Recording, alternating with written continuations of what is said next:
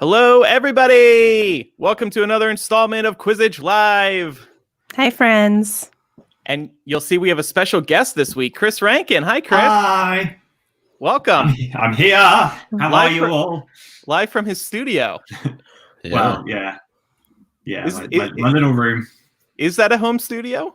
Well, it kind of is. I mean, I can't really see, but there's a sound desk there. There's a ridiculous sound system in the corner from when I used to do live gigs. So when I'm feeling less neighborly than normal, I can put on music loud enough for a 600-person concert in my office. But yeah, I play some of these instruments, not all of them. The guitar's mostly there because it looks nice. Yeah, it looks great. Yeah, this is my little space, my little workspace. We love it. Well, Chris, people are very excited that you're here. The comments are exploding. Yes. Excellent news. We'll feature some. Here. Thank you for inviting me. Yeah, no, thank you for coming. Gee. I appear to have got curtains during lockdown as well. What's going on here? I've been thinking, like, quarantine. Thanks to quarantine, we've seen inside of every person's home on the planet. Like, it's great.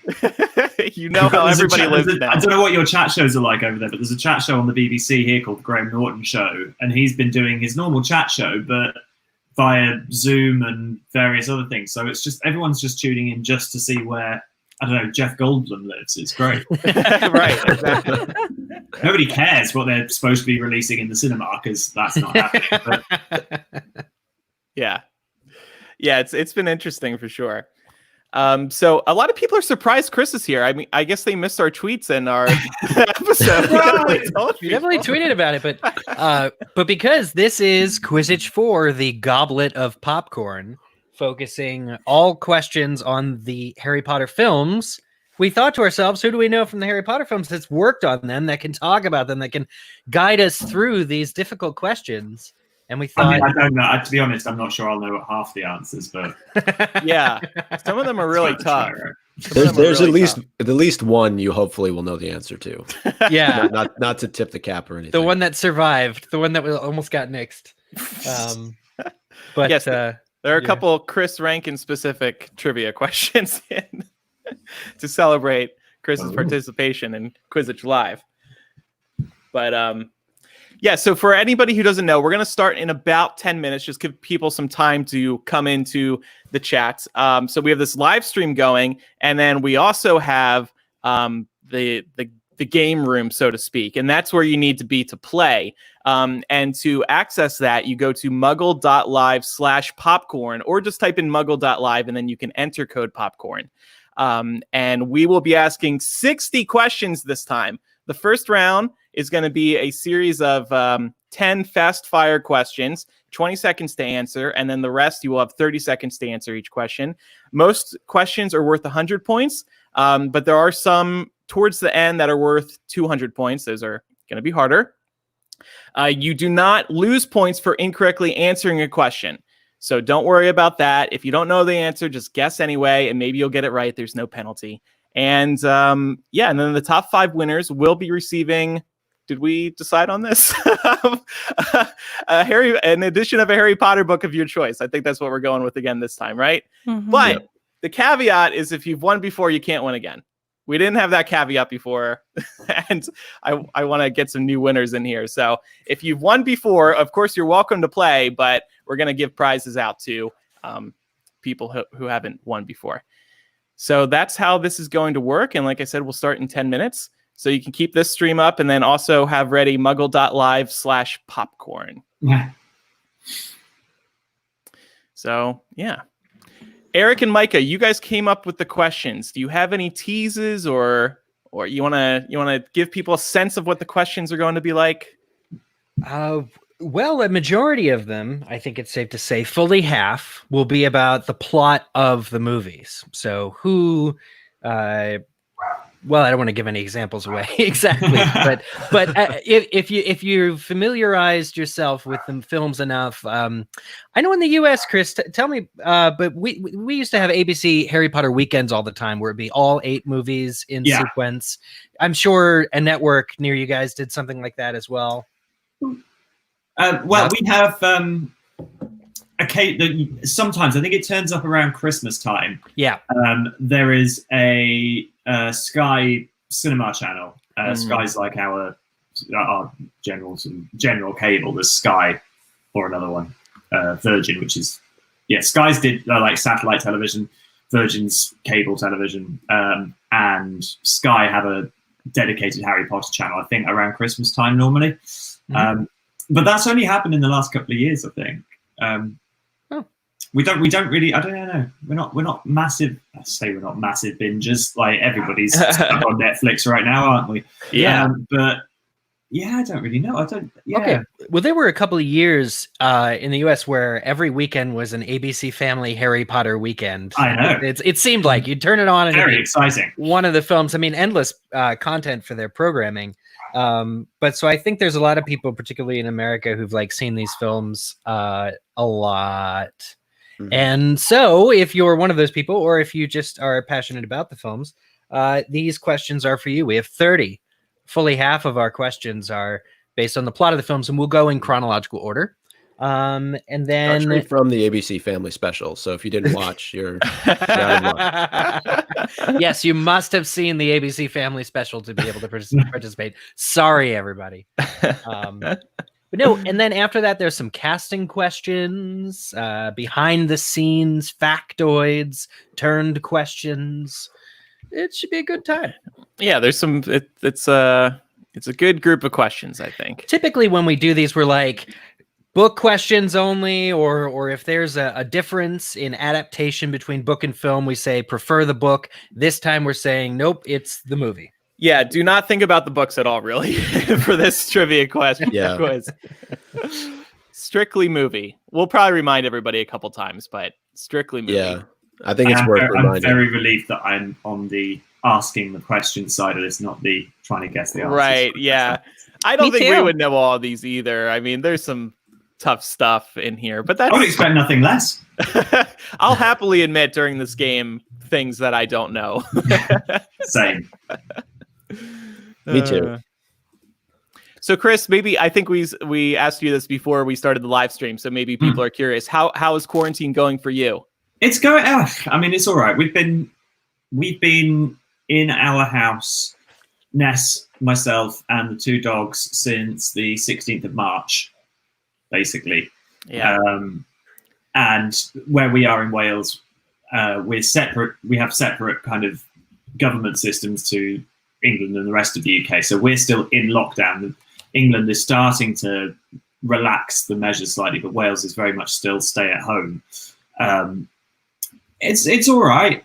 It'd be, I've like everybody. I'm certainly not complaining like I'm the only one, but like everybody, all my work has dried up for the rest of the year. Sadly, when you work in events and live performance, what I do relies massively on large gatherings of strangers in small confined spaces, which is not something we're particularly keen on right now. Right. So that's new. It means I've spent a lot of time on Zoom and things like this, because this is the new way to talk to people. Yeah. But it's touch wood. It's going smoothly. So the good news is we have more at-home entertainment than ever. Right. Just thanks to Netflix and Hulu's of the world and all that. And could you imagine if this has happened like 15 years ago? Oh yeah. Oh, it would be truly terrible. Alex, who's listening live, says, Chris, you're selling yourself short. You were quite good at LeakyCon Boston with trivia.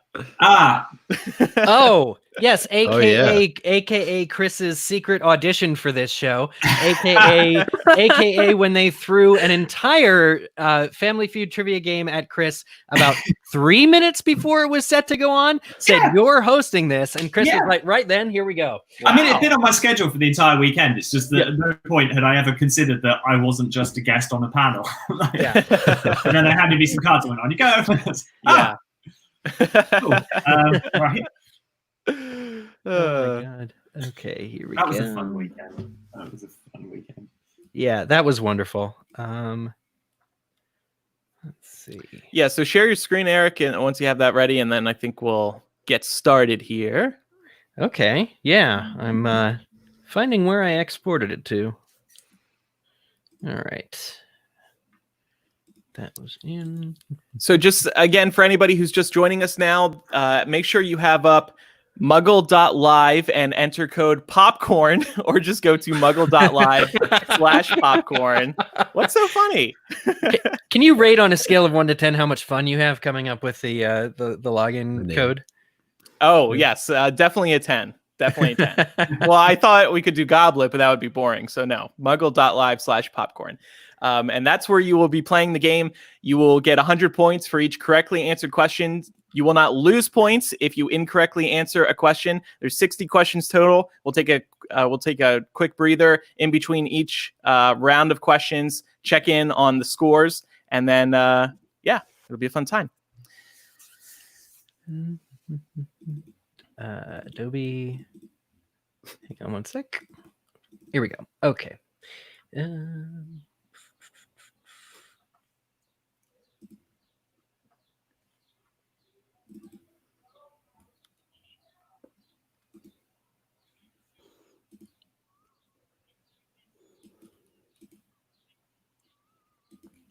All right. Sorry, rolling everybody up. Eric's going to lose 100 points for not having this video ready. I thought this was. Hang on. Okay. All right. Well, here it is. I don't know if my voiceover came through, but we'll see. Okay. I'm sharing the screen now. Okay.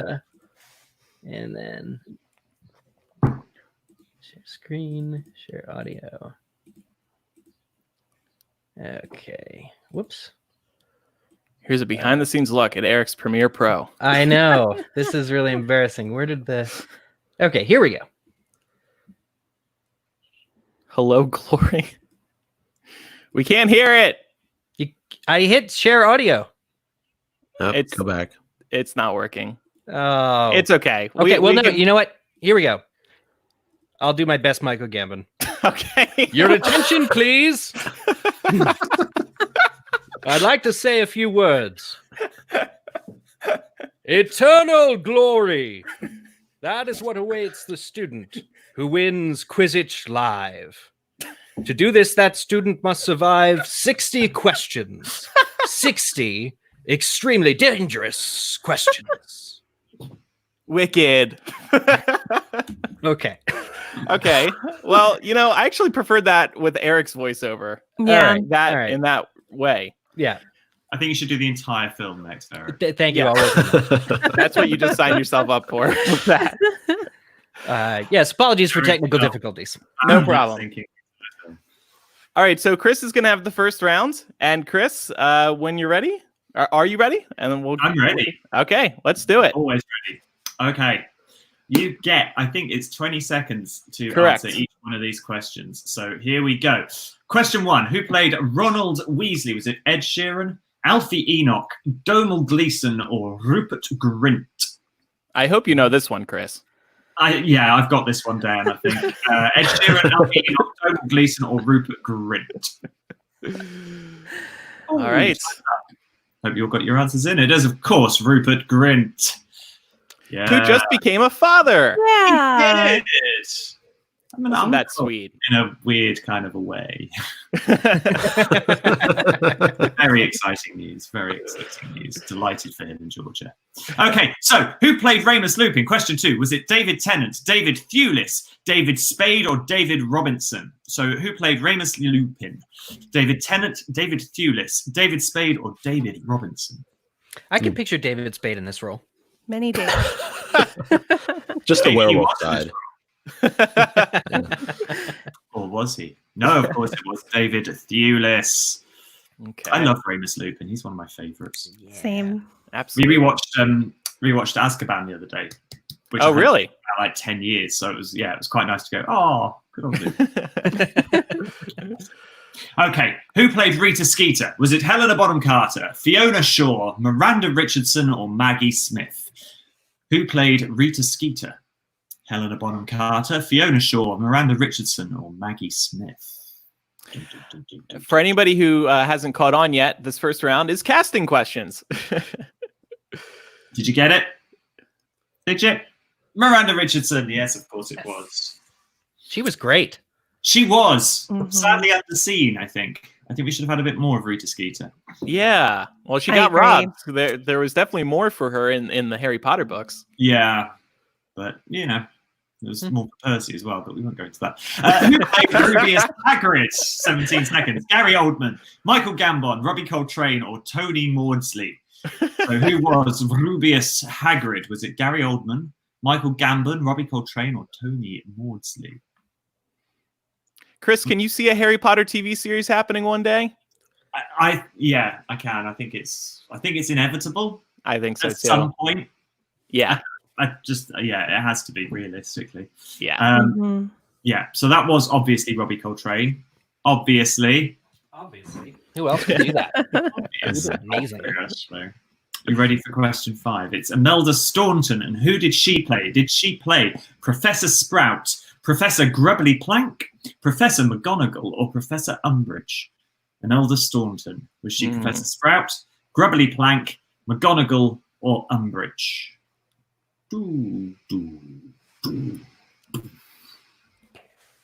Umbridge.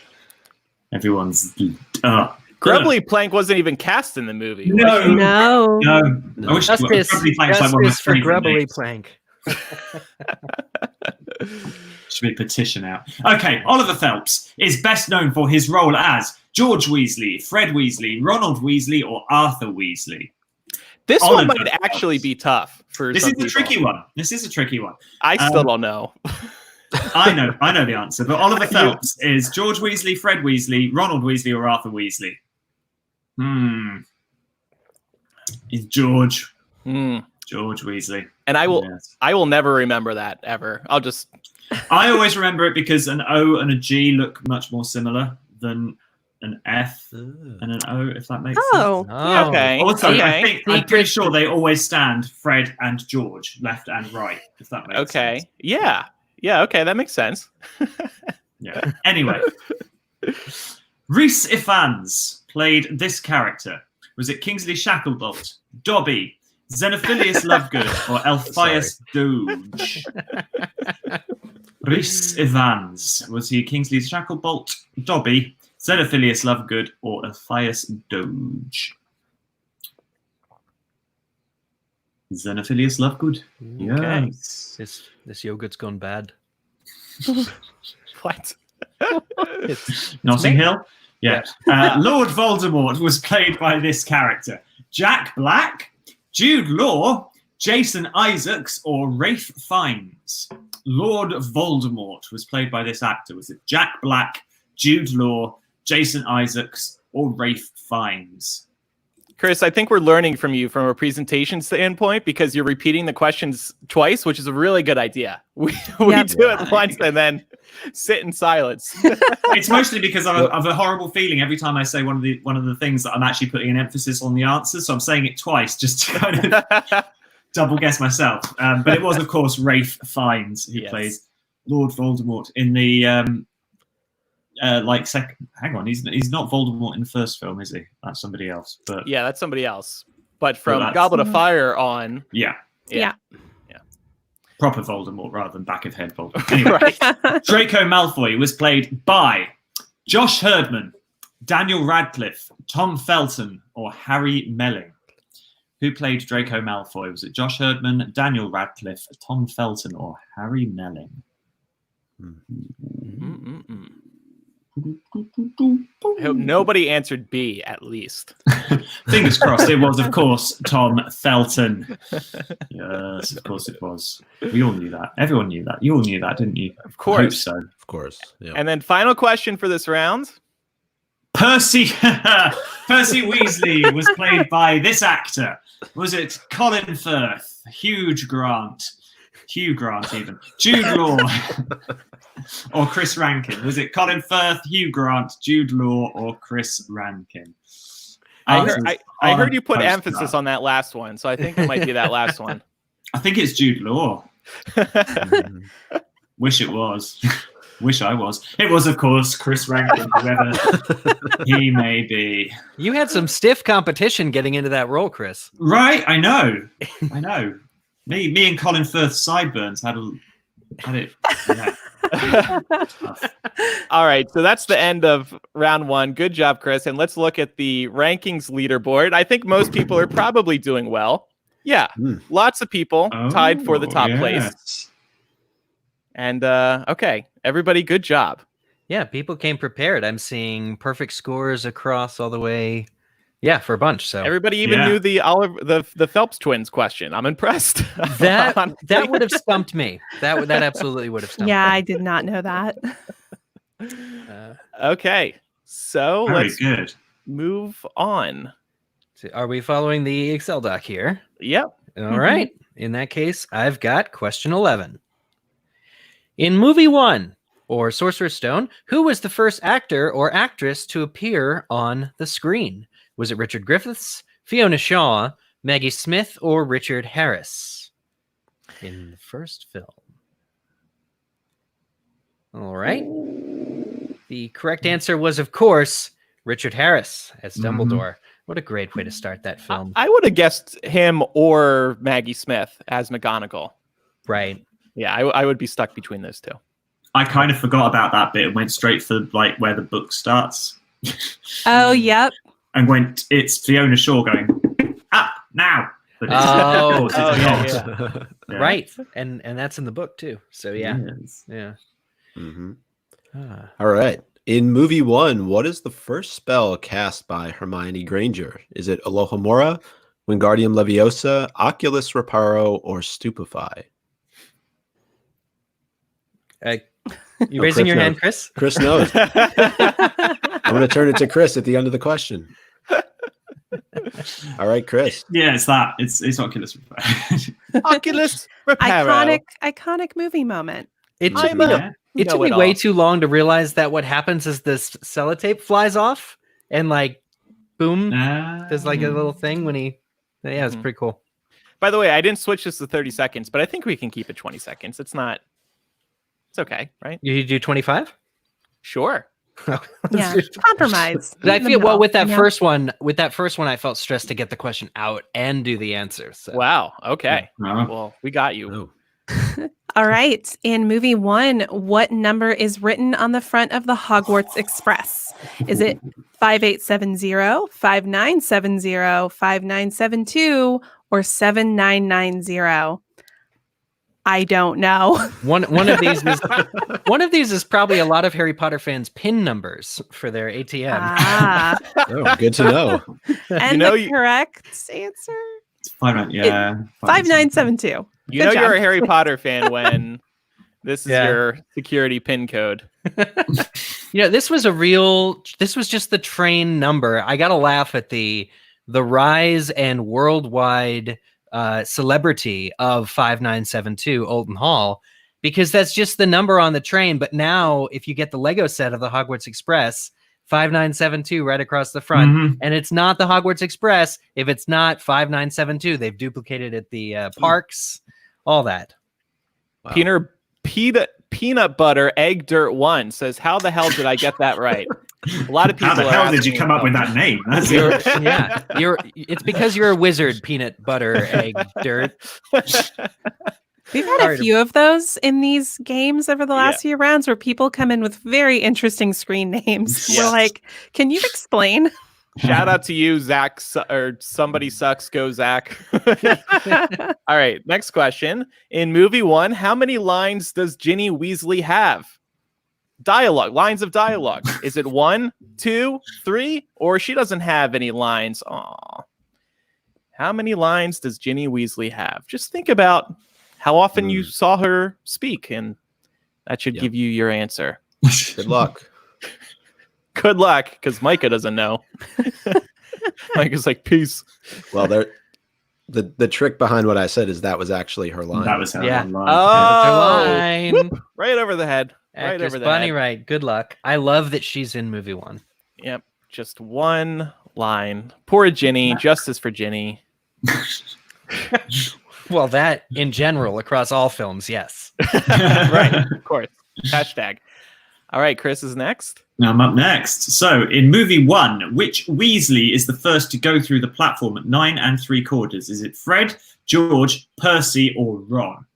So which Weasley's first? Is it Fred, George, Percy, or Ron who goes through platform 9 3/4 first? It is kind of a coincidence. It is a coincidence that Chris had this question. Just because he's an answer it does not mean that I'm getting all the Weasley-themed questions. Yes. But it's, of course, Percy. Wow. Of course it is. Did you know that? I actually doubted myself reading that. I was like, I'm pretty sure I went through that first, but now I'm not so sure. It was interesting because the question first said movie 2, and then I went back and watched it last night, and I think one of the twins actually cuts you off, even though Arthur says that you should go first. So I didn't want to leave that in. So I had to go back to movie 1. Fun fact about the filming of that scene, Ron was actually supposed to go through first, but then Chris Rankin threw a fit on set and said, I'm going through first, and I won't have it any other way. God damn it. This is my moment, people. Chris, could you demystify how they do that effect of you running through the barrier? Magic. Yep. Okay. So just sense. like is it close to what they do in Universal's Florida? Would you say? It's not dissimilar. Okay, there you go. We didn't run straight into a wall, but we did run into a wall. Interesting. Right. Okay. Eric, didn't you actually run straight into? Yeah, I actually ran straight into the wall. Yeah. Yeah. Yep, That's very Eric. It was before they put the fake out cart there that's halfway through the wall. So because it was like 2004 and crashed and really hurt my knee actually on the fall there. There's video. All right, in movie 2, what is Hagrid holding in his hand when he rushes into Dumbledore's office? That memorable scene from Chamber of Secrets. What is Hagrid holding in his hand? Is it a dead rat, a dead skunk, a dead chicken, or Dobby? Not dead Dobby, just Dobby. His Not ruddy yet. house elf has been ruining the school cabbages. Well, I figured in movie 2, Dobby's still around, so, you know. Yes, of course. Yeah. The correct answer, of course, is a dead chicken. I would not have known this. That seems like a small detail that you'd really have to pay attention to. Yeah, Ginny Weasley has to kill the school roosters because their cry is fatal to a basilisk. It's Voldemort crossing his I's and dotting his T's there. All right. All right. In Chamber of Secrets, how many snakes are on the door Harry uses to enter the Chamber of Secrets? Is it 5, 6, 7, or 8? I definitely don't know this answer, or I didn't before we developed these questions. This is a tough one, Micah. I actually had to go back and count just to be sure. Oh, clever. Yeah. But I think the most magical number in this series is, 7. When in doubt, go with 7. Yeah.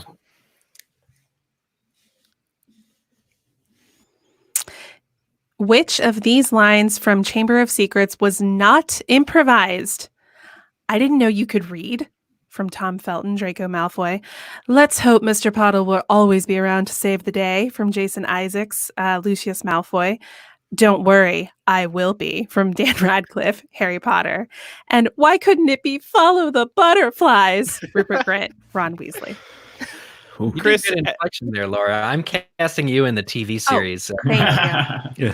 yeah, I was going to say, Chris, as an actor yourself, how do you think Laura did with that delivery? It was beautiful, especially the follow the butterflies. I thoroughly believed it. I believed every second of it. Laura T for Ronald Weasley. Yep.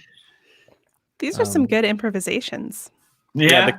Mm-hmm. Now, Chris, you were in that scene with Tom Felton. I didn't know you could read. Was that something that he surprised you with? Was that he surprised all of us with? It was that was a really fun scene to shoot for a lot of reasons. Obviously, because it was Josh and Jamie pretending to be Dan and Rupert pretending to be Josh. It was a really like meta situation that we were all in, with people trying to pretend to be other people. It was very odd.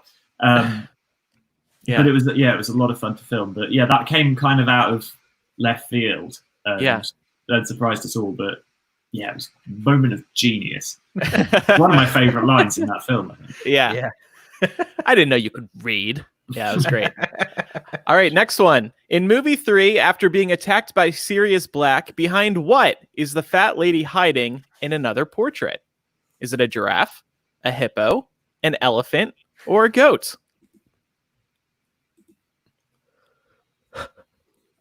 Another one I would not know. I So good don't luck, remember.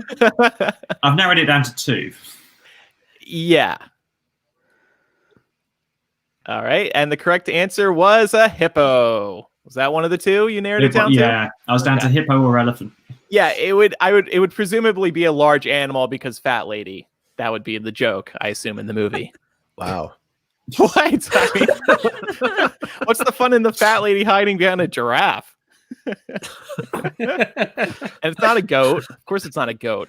There's only Like, one character in the Harry Potter series you find behind the goat.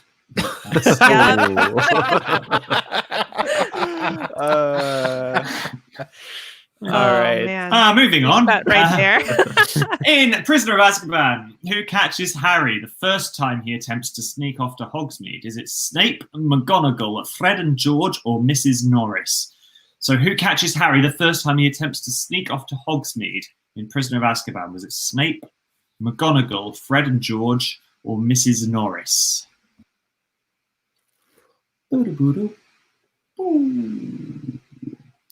Is of course Fred and George. Okay. All right. So let's look at the leaderboard. I bet some people broke ahead. Yeah, we have top we have 6 people who have perfect scores, and then many more who got 19 answers correct, and then a bunch of people with 18 answers correct. So good job, y'all. I like these names are impressive, like you said. Witchcraft and wizardry. Midget 20. Bulbous Dumbledore. I really need to know what that means. Yeah, Bulbous Popcorn Dumbledore. Maybe dog. not. All right, next rounds. Here we go. Question 21. In Prisoner of Azkaban, the film by Alfonso Cuarón, how many times does the sinister Whomping Willow kill a poor little innocent bluebird? Is it 1, 2, 3, or 4 innocent bluebirds that die? Oh, so the question is how many? Okay, it sounds how many like bluebirds the does? Yeah. Okay, it sounds like the tree killed a bird multiple times, but did the Oh, bird come back that to could life? be it. There's a lot of timey-wimey stuff going on, so it could be. It was 2 times. I think people misremember because it's a great idea for a transition shot to do the Whomping Willow in the various seasons. But I tend to overplay in my head how often a bird dies. So, good question. All right. In movie 3, what is Dumbledore talking about when he, McNair, and Fudge exit Hagrid's hut for Buckbeak's execution? Blueberries, blackberries, strawberries, or Dumbledore's personal trainer? Do you even lift, bro? Swole Dumbledore. That's what he said to McNair. If you I got a great personal trainer. there's all the pumpkins I can deadlift. Why'd he wear those awfully short shorts? And the correct answer is strawberries. He would. Yeah, it's a very Dumbledore thing. All right, question 23. Goblet of Fire, the film, was released in U.S. theaters on this date: November 18th, 2002, November 19th, 2003, November 18th, 2005, or November 20th, 2006. This was an important date in MuggleCast history because it was for this movie's premiere in New York that we had our first live show. Oh, Yeah. memories. Such babies back then. Yeah. Truly. And the correct answer was November 18th, 2005. Good times. Nearly 15 years ago. Don't remind me. 1.5 decades. Stop Next it. question. Which character delivers the first lines of movie 4? Was it Voldemort, Peter Pettigrew, Frank Bryce, or Barty Crouch Jr.? I hope you saw this movie more recently than 15 years ago. Otherwise, you might not remember the answer to this question. What? I'm just laughing at the comments. I'll tell you in a Why? second. Okay. No. Correct answer was Frank Bryce. What are you laughing at, Laura? So Arlie in the comments said, I've just for the seen that. last question, I always remember this one because it's my birth year. That's really sweet, Arlie. This is like when we get emails from people who are like, "Hi, MuggleCast, I'm 10 years old." And I'm like, oh my God, this show's older than you are. We need to stop featuring children on the show. It's we don't want to encourage them to continue reminding us how old we are. We need to get some adults into the podcast. For some reason, kids love us. Oh, it's me. In movie 4, Goblet of Fire, that I'm not in, who gives Harry gillyweed for use in the second Triwizard Task? Was it Professor Sprout, Neville, Dobby, or Hermione? So in the movie Goblet of Fire, who gives Harry the gillyweed for use in the second Triwizard Task? Sprout, Neville, Dobby, or Hermione? Was that a bummer, Chris, when you found out you wouldn't be in that movie? It was at the time. Yeah. Because it was the first one I hadn't been in, and it was still kind of a slightly new experience to kind of understand how it all works. So the idea, and Percy's got a fairly decent role in the book, because he takes over from Crouch, doesn't he, at the judging? Crouch, isn't it? Not Bagman. I can never remember which one it is. It's so long. I get those two confused too. Well, it was a bummer, but I get it. That's life, right? That's how it goes. You get over it and you understand why. That's it Hollywood was, for you. Neville Longbottom who gave it. Yep. That was one of those potential book trick questions because it is Dobby in the book. Yeah. But they said that'd be too much to animate him doing that. So why give a CGI character a role that a regular flesh and blood human can do? During the Yule Ball scene in Goblet of Fire, which character crowd surfs during the Weird Sisters performance? Is it Seamus Finnegan? Is it Luna Lovegood? Is it Phileas Flitwick? Or is it Madame Maxime? Could you imagine? I'm trying to right now. Of course, it is Phileas Flitwick, which is also very funny. That memorable scene. I think they probably did a whole concert, and then only a couple of seconds made it in. I believe that was the case. Yeah. Was that the one? Can you dance like a hippogriff? Yeah. Okay. Yep. Classic. They need to release that. It's a great song. It is. Great song. All right. Who directed Order of the Phoenix? Mike Newell, David Yates, Chris Columbus, or Chris Rankin?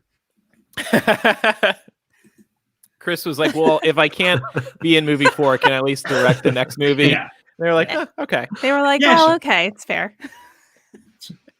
All right. And the correct answer is David Yates, who directed the rest of the movies. Yeah. And leading into Fantastic Beasts, too. He's just got them all now. He is the man. Yeah. Question 28. Which character did not make their debut in movie 5? Was it Luna Lovegood, Nymphadora Tonks, Madame Rosmerta, or Bellatrix Lestrange? Who did not make their debut, first appearance in movie 5? Luna, Nymphadora, Madame Rosmerta, or Bellatrix? I'm trying to imitate Chris's style. It was Madame Rosmerta. If I recall correctly, her first appearance was in Prisoner of Azkaban. No? I believe so. Yep. With I believe so, yep. all that backstory and the 3 broomsticks. Mhm. Yeah. If I remember correctly, that's the only time you ever see her in the middle. Yeah, I think so. One and only. Oh God, I've forgotten her name now, but she was very famous. The actress who played her? Yeah. It's gone. Julie something, I'm sure. Well, maybe it's a trivia question. Christy. Maybe it is. It's not. That was it. Yeah. Julie Christie. Yeah. In movie 5, who rats out Dumbledore's army to Professor Umbridge? Is it Susan Bones, Marietta Edgecombe, Hannah Abbott, or Cho Chang? Just remember, movie 5, not book 5. We were just talking about this on our podcast the other day. Mm-hmm. And the answer is Cho Chang. Yeah, Marietta, is she even in the movie? Probably not. I don't think so. Maybe a passing mention at best. No, I don't think she gets that. I don't think. All right, one more question in this round.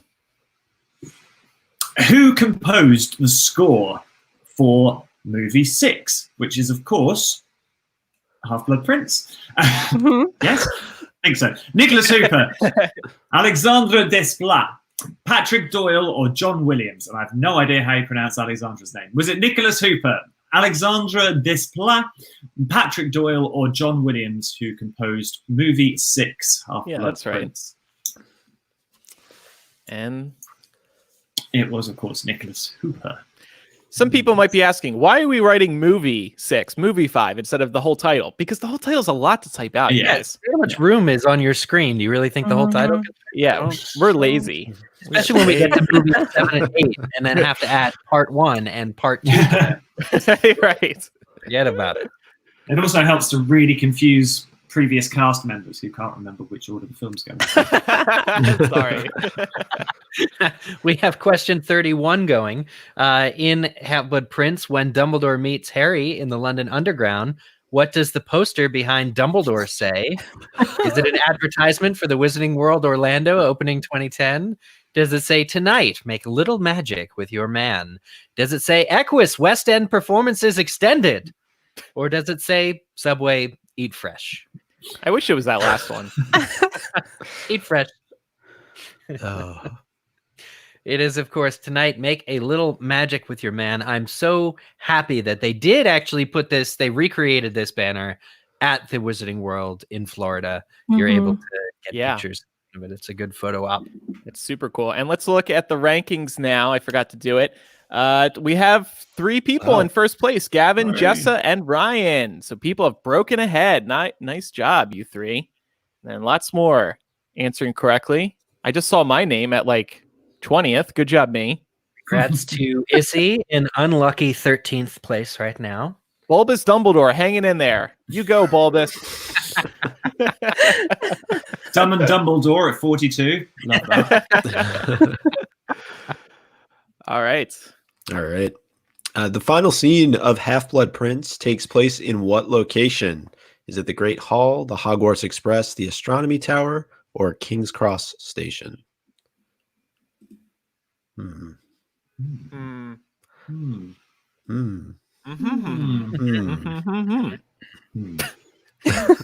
don't remember this. I mean, I have an educated guess, but yeah. The correct answer is the Astronomy Tower. Okay. I always forget which film ends where, because these are all endings of the films that we've used, and it's, I didn't even realize that. Yeah. pretty sure. In Deathly Hallows Part 1, what birds are featured on Fleur Delacour's wedding dress? Phoenixes, auguries, peacocks, or cassowaries? I have no idea if I said those correctly. You did. Phoenixes, auguries, peacocks, or cassowaries? It was, of course, phoenixes. See, this is where it gets tricky because I'm like, wait, Part 1. Part 2. You guys don't need to torture yourself. You can just say movie 7. It's okay. Yeah. I want to get specific for the people playing at home, though. That's nice of you.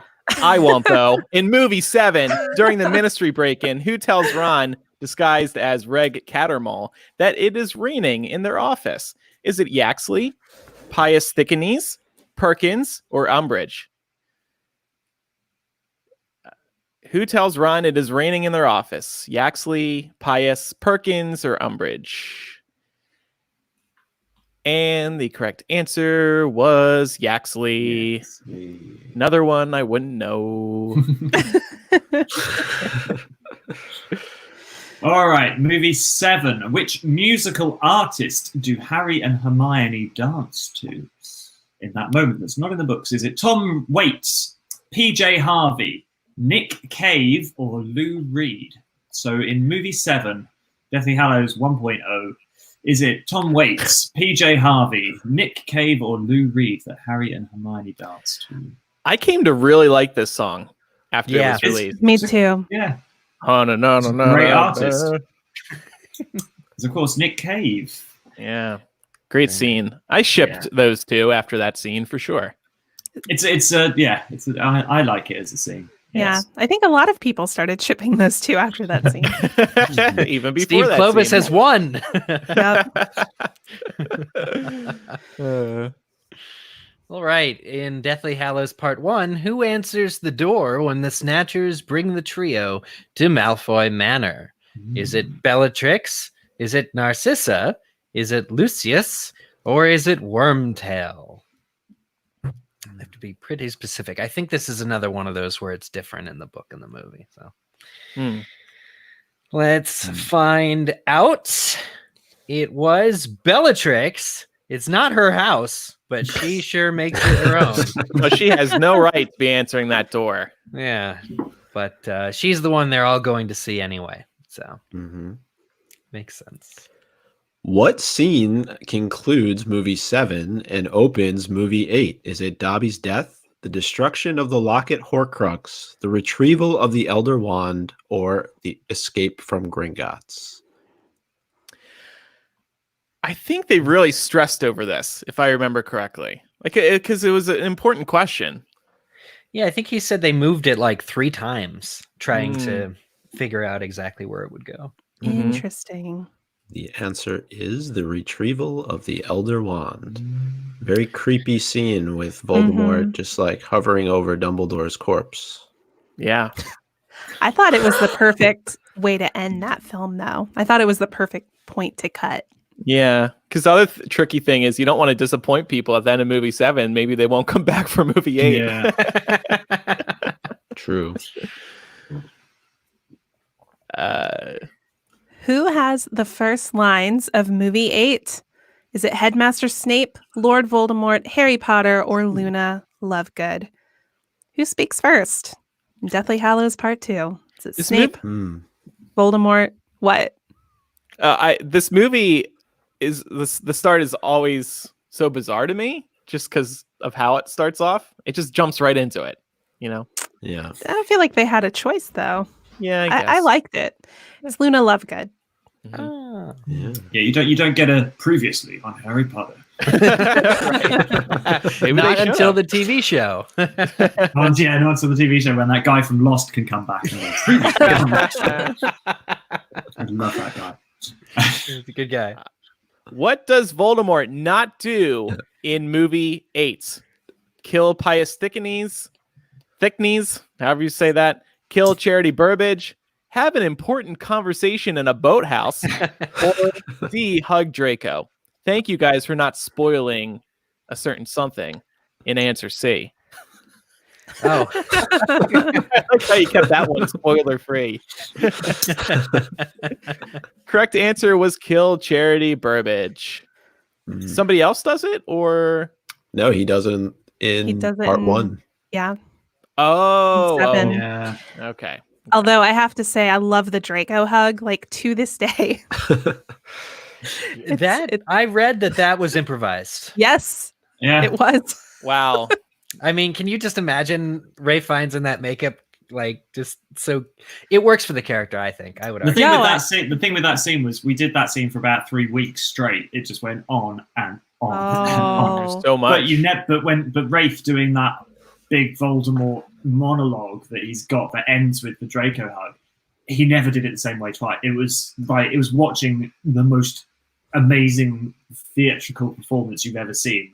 Cool. It was insane. So, but That's awesome. yeah, that once the hug happened, though, the hug stayed in. Yeah. I think everybody apart from Tom enjoyed that. So. Yeah, I don't think he was even acting in that scene. No, that's the genuine look of utter repulsion. Well, and of course, it created an iconic GIF that is still used to this day. So it was worth it for that alone. I mean, everybody loves that one. Okay, so who has the final line of the Harry Potter film series? Is it Harry, Albus Severus, Hermione, or Ron? So who has the last line in all of the films ever? Is it Harry, Albus Severus, Hermione, or Ron? 2 seconds left. No pressure to that person delivering the final line. Albus Severus. Albus Severus.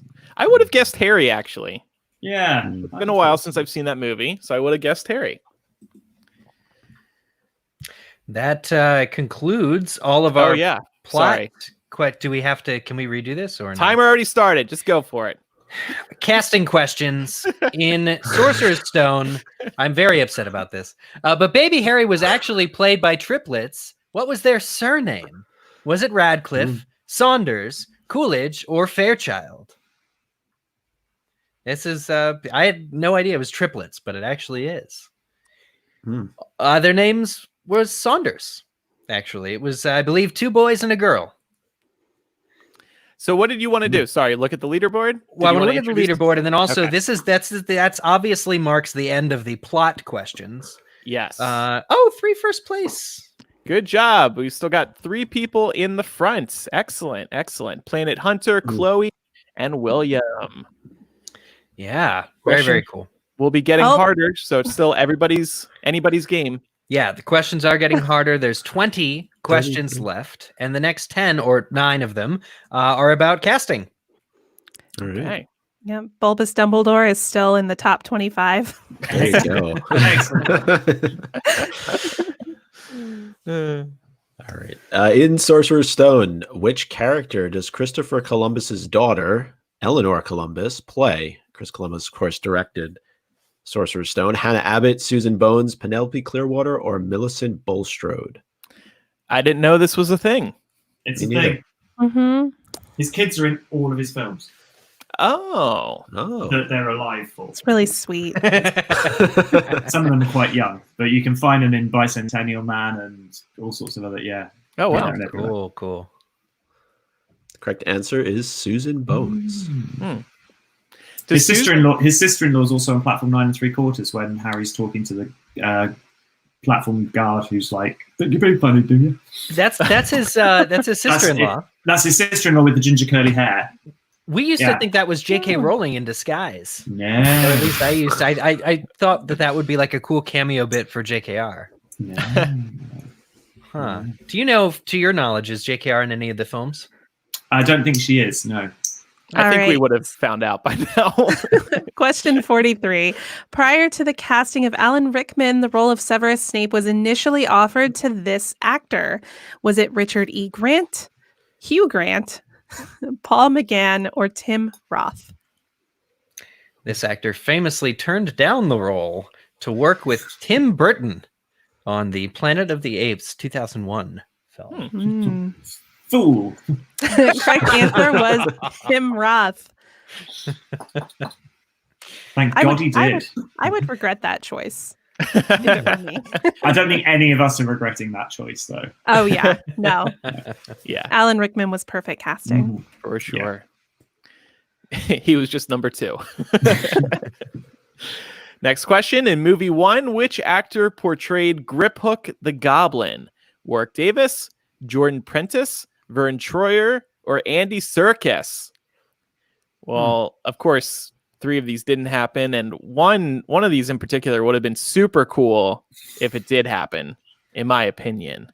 Yeah, 2001 was a big year for Andy Serkis, but With possibly Lord of the Rings? not. Yeah, possibly not for this exact reason. Correct answer was Vern Troyer, but later he was played by Warwick Davis, right? So Sadly, Vern Troyer had passed away, I believe. I don't think he passed away by then. Oh, okay. I feel, like they just I think they just decided that. Yeah. I don't know. give Warwick double duty. Just give Warwick every speaking part. That's Yeah, it's the gravitas they needed, I think. okay. Oh, that's me. The role of Peeves, the poltergeist in Philosopher's Stone, because that's what it's called, was cast and shot with which beloved British comedian in the role? Was it Eric Idle, Ricky Gervais, Simon Pegg or Rick Mayall? Who was cast and played Peeves the Poltergeist? Was it Eric Idle, Ricky Gervais, Simon Pegg, or Rick Mayall? Chris, I apologize. I think a couple of questions coming up will say Sorcerer's Stone instead of Philosopher's Stone. So.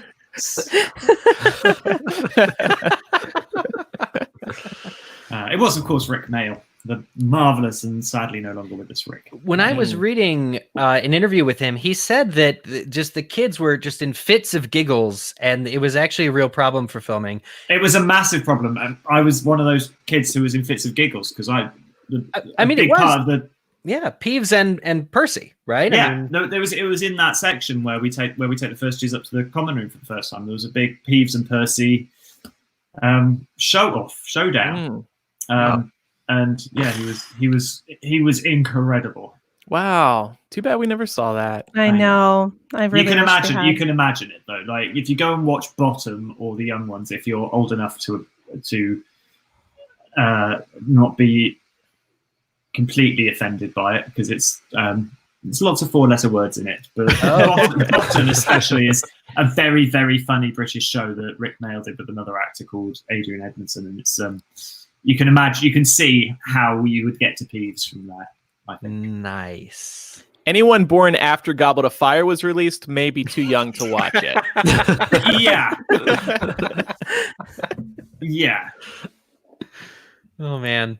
So question 46, actor Jason Isaacs, Lucius Malfoy, originally auditioned for which role in movie 2 Chamber of Secrets? Did he audition for Mr. Granger? Did he audition for Mr. Weasley? Did he audition for Mr. Burke? Or Professor Lockhart? Mr. Granger, of course, being the largest role in that film.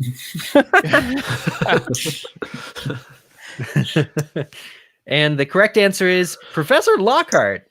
In fact, after going for Gilderoy Lockhart, when they asked him, "Oh, well, Jason, could you actually read for Lucius?" He was so offended that he said, "Fine," and got really angry about it. And they thought, this is the guy for Lucius. Wow. That's the way he tells the story anyway. No, I'm glad that was also perfect casting. Oh, yeah, absolutely. Actress Helen McCrory Narcissa Malfoy initially signed on to play which character before becoming pregnant? Was it Rita Skeeter, Nymphadora Tonks, Professor Trelawney, or Bellatrix Lestrange? Oh.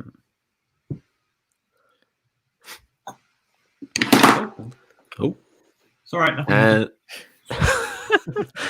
the correct answer is Bellatrix Lestrange. The interesting thing about this is if we wanted to, we can joke because in Cursed Child, Bellatrix has had a child. So she presumably got pregnant during book 5, during the events of the 5th year. So they could have kept Helen McCrory as Bellatrix Lestrange if they wanted to be super future canon.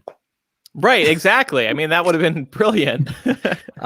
But her casting, according to her, an interview with her, she said the insurance wouldn't cover being pregnant during the film, and that's why she didn't. Chris, this is something that you know about. I know nothing about. Insurance wouldn't cover what? Huh? What? Film insurance for actors is notoriously bonkers at the best of times. It's one of the reasons I think that I don't know what it's like in the US, but in the UK, it's going to be an interesting time when we're allowed to go back to making films and TV shows after COVID-19, because the insurance risk of a pandemic spreading through a film set is not something you can really deal with. But yeah, film sets are notoriously tricky places, and anything can potentially go wrong at any given time. So insuring a pregnant actress and the kind of risks that could happen to, the kind of things you're looking at if you're looking at something happening to an actress on the best of times. Somebody falls over and sprains their ankle, that's one thing. But if a pregnant lady falls over, sprains her ankle, and harms her unborn child, that's a whole other kettle of fish. So insurance companies don't particularly want to get too involved with that, and especially on a film like Potter, where there's a lot of stunts involved. If it had been Bellatrix, there would have been a lot of, there's that whole Sirius Black thing going on. Right. There's a lot to take into consideration. So it makes a lot of sense. I could go on about boring things like No, that. but thank you for engaging. Yeah, No, it's the my other insight's job. great. It's my other jobs. Well, not insurance, but yeah, sorting out insurance. Yeah. Okay. All right, question 48. Which of the following character pairs are not played by actors that are related to each other? Is it Padma and Parvati Patil, Fred and George Weasley, young Tom Riddle in Half-Blood Prince and Voldemort, and Bill Weasley and Mad Eye Moody? So which of those pairs are played by actors that are not played by actors that are related to each other? Eric, could you move your mic a little away from the headphone? I think it's picking up some feedback. Yeah, Or maybe sorry about direct that. it more in front of your mouth. No problem. Okay, yeah. And the correct answer is Padma and Parvati Patil. That's crazy. I would not have been able to answer this question. No, me There are neither. a lot of people related to each other. It's all very incestuous British cinema. That's showbiz. Wow. Yeah, That's Hero true. Fiennes, Tiffin, and Ray Fiennes as young Yeah. Tom Riddle and Voldemort. We got Donald Gleason and Brendan Gleason, Mad Eye Moody, and Bill Weasley. And of course, James and Oliver are in real life brothers. And there's another pair I found out after this question was written. Professor Trelawney, Emma Thompson, her sister, Yeah, her plays sisters, Mafalda Hopkirk.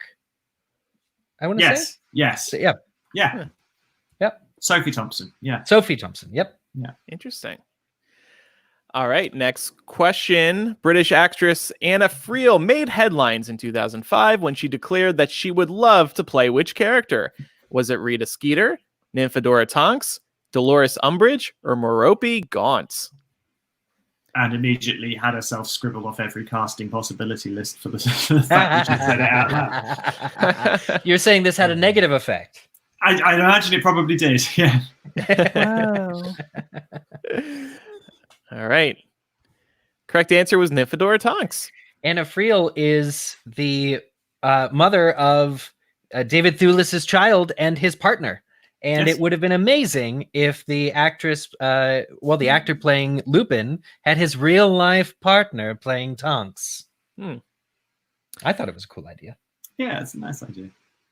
But you never say which parts you really want to play because you'll never get them. Of the following animal actors to portray Padfoot, who is a good dog? Is it Fern, Cloyd, Quinn, or all of them? So of the following animal actors to portray Padfoot, who is a good dog? Who's a good dog? Was it Fern, Cloyd, Quinn, or all of them? So I'm It so was, of glad you course, got all that of them. question. Obviously. They're all good dogs. Let's see how many people correctly answered that. Okay. Well, most people did. All right. Oh darn. Yeah, those were all animal actors that played Padfoot or were the CGI model. Yeah, I can't believe there were 3 of them. The CGI model used for Padfoot or the real Padfoot. So I assume they were all good dogs. Of course they were. So All 10, dogs are All good dogs dogs. are good dogs, yeah. Yes. 10 more questions to go. We'll look at the leaderboard again. Chloe is in first. Planet Hunter is in second. Then there's a tie for third between JY and William. And Diego is in fifth. Bulbous So on and so Dumbledore, forth. 13. Hey. How about Brian Dumbledore? He's in 13th as Oh. well. Or 11th, actually. A wizard has no name. Vaping with Dad. Yo, Rufus! Merlin's pants. Megan the Muggle. All right. We'll let's move on. Okay, we always post the full list, right, of the leaderboard so we can admire people's names and usernames afterwards. Sure. Yeah. Okay, at over 2.5 hours of runtime each, which of the following movies is the longest in duration? Is it Half-Blood Prince, Goblet of Fire, Sorcerer's Stone, or The Chamber of Secrets? These films are all in excess of 2.5 hours runtime. Unbelievable. Yeah. That's a lot of time. I'm surprised even the first movie was over 2.5 hours. Okay, it's Chamber of Secrets, the longest film. That's How long was it? surprising to me. It was. Oh, I actually have that written down. It's like 238 or 248. But time a lot. flies when you're watching a Harry Potter movie, so it doesn't matter. Especially on ABC Family when there's commercials. Oh, then it's like 4 hours. Yeah. Okay. So it's actually. Well, I'll answer that question after the next couple of questions because they're all related. Okay. Oh, there we go. Which Harry Potter film is the highest grossing film globally? Is it Philosopher's Stone, Deathly Hallows Part 2, Goblet of Fire, or Order of the Phoenix? Which is the highest grossing film globally? I appreciate your efforts, Micah. Thank you. Thank you. Thank you. You know what? What's fun about this is I can actually change the answers on the fly. So, Philosopher's Stone. There you go. Nice. That's right. But the correct answer is Deathly Hallows Part 2. Yeah, Deathly Hallows Part 2 made $400 million more than every other Harry Potter film. The global worldwide box office total is $1.34 billion. Well, it's just like the last Avengers movie, right? I think that broke all kinds of records. Yep. Everybody's got to see how it ends, even if you don't see the earlier ones, I guess. Yeah, the highest grossing 3 Harry Potter films are 8, 7, and 1. So And 1. They started off huge and ended even huger. There's a joke there somewhere, but we'll just move on. All right, question 53. Which is the only movie not to gross at least $800 million at the worldwide box office? Was it Deathly Hallows Part 1, Prisoner of Azkaban, Chamber of Secrets, or Half-Blood Prince?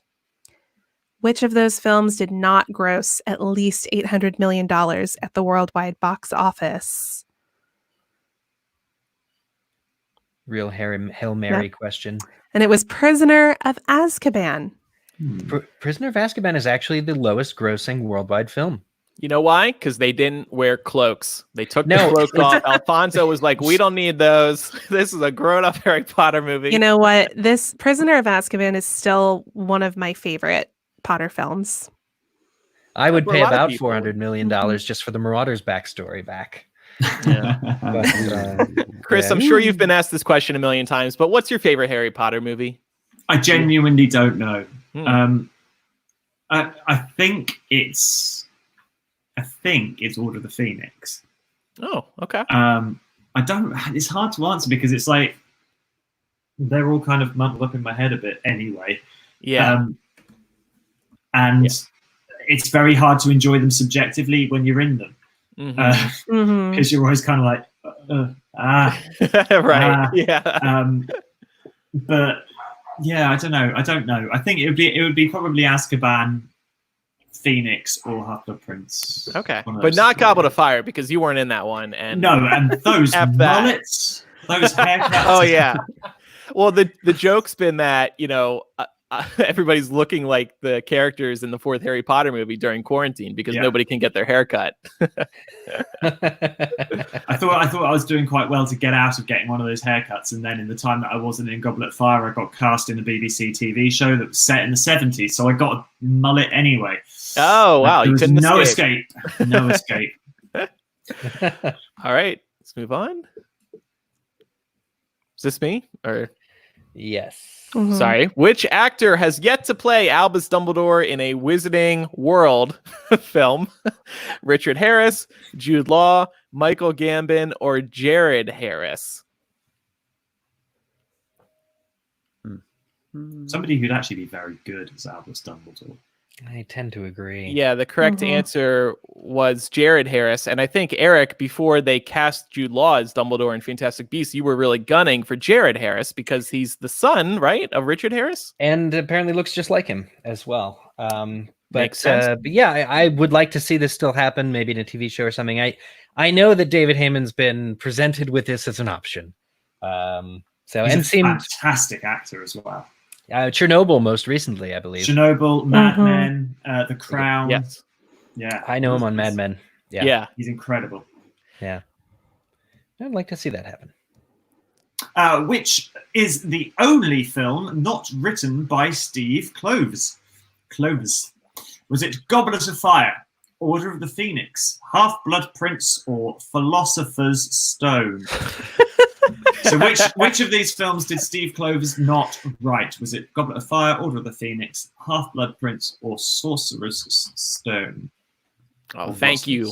Thank you for Americanizing that on the second. Just in case it confused anybody the first time around. Yep. That has to be a trick question, right? Philosopher's Stone, that's not a movie. It was, of course, Order of the Phoenix. I guess he needed a break. I don't know if we ever found out why he didn't write that one, but I feel like I know somewhere in the back of my brain, but I can't remember if there's an actual reason or not. And who was it? It's escaping me at the moment. Me too.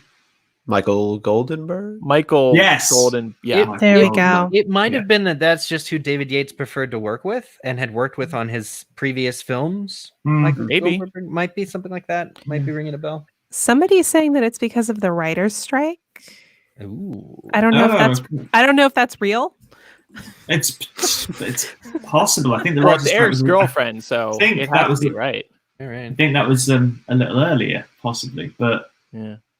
I can't remember. Yeah. There was the writer's strike, but Michael Goldenberg was like, I'll still do it. I don't care.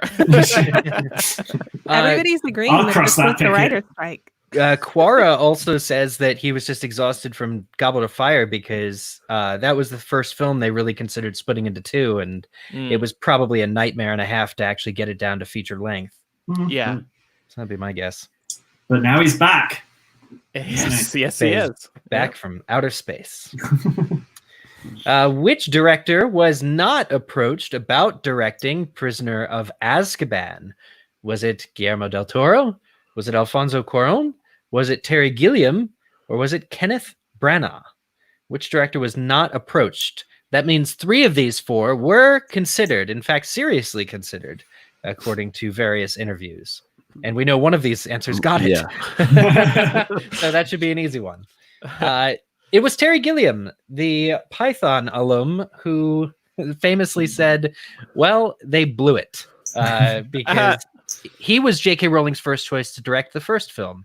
He was. Reportedly, Warner Brothers did not want to take the risk that comes with Terry Gilliam's pictures, have a history of behind-the-scenes issues.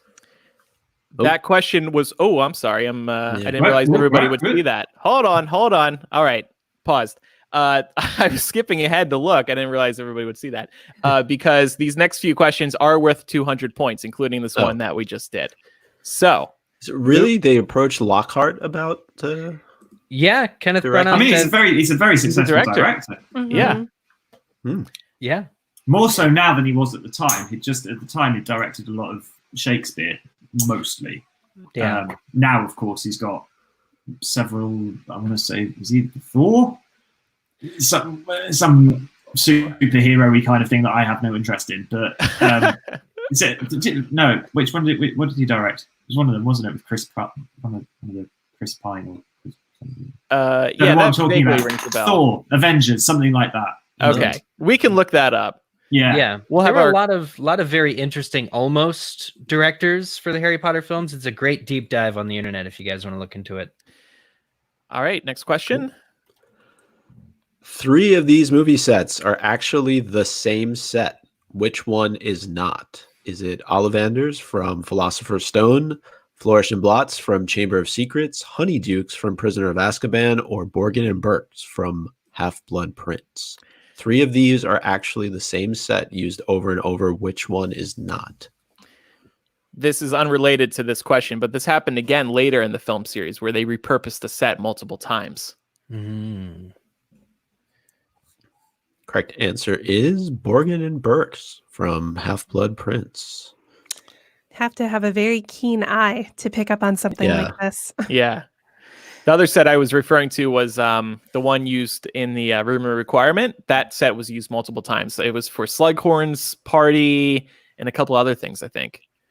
That's right. They also use Dumbledore's office as the astronomy tower that Harry has his lessons with Fulis. With Lupin when he's learning to fight the Dementors. That's Dumbledore's office, but empty. Oh, cool. Okay. Quite a lot of sets get reused and repurposed. It's not. Yeah, right. Yeah. All right, question 58. How many wands did Dan Radcliffe break during the Harry Potter films? Was it 80 wands, 107 wands, 55 wands, or 32 wands? Somebody was keeping count. You know, there's accountants for this. Did he have like a problem with the wands? I mean, they break. He's really ripped, so he He's just like, accidentally screw this wand. And the correct Screw this answer was 80 wands. That's more than 10. Well, that's like 10 wands per film. Yeah. Yeah, that's not too bad. A massive There you go. amount of wands. It's not too bad. He's Dan Radcliffe. He can do what he wants. He probably just broke them for fun. It's like a stress ball. You just break it in half. No, too. actually, he would use them as drumsticks, Really? according to something I read. Okay. Just doo-doo-doo-doo. Big drummer. Okay. Chris is like, Lots I've of nerve. never seen him drum in my life. I mean, he's always moved. He's like the most. He's got a lot of Oh, there you go. active, nervous energy about it. So Okay. that doesn't surprise me at all. Chris, how many did you break? Lindsay is asking. I broke no wands. Oh, I'm proud to say I didn't Chris- I didn't actually get a wand until the 7th or 8th movie. So because I'd never had use for one. It would have just been in a Oh. pocket. So Yeah. So I didn't actually get a wand to have any go with until we started fighting Death Eaters and Dementors. And, yeah. There you go. Okay, like, cool. Later on in the pictures, Yeah. All right. Next question. Which is the only film to be released fully in 3D in theaters? Ugh. Order of the Phoenix, Half-Blood Prince, Deathly Hallows Part 1, or Deathly Hallows Part 2.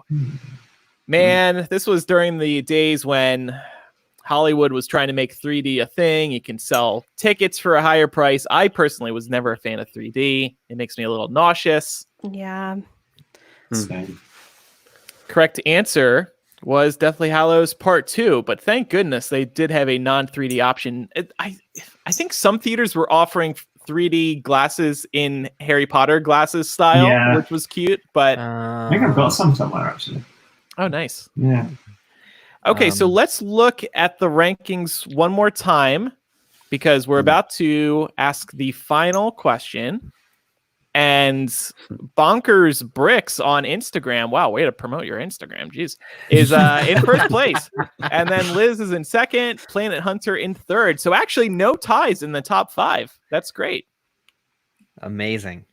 This is all well earned. People have been stumped. All right, so Chris has the final question. And Here it here we is. go. What is actor Chris Rankin's favorite color? Is it lilac, green, gray, or red?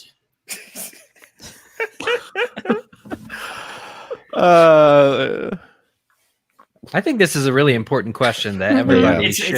It's a vital and intrinsic part of my character.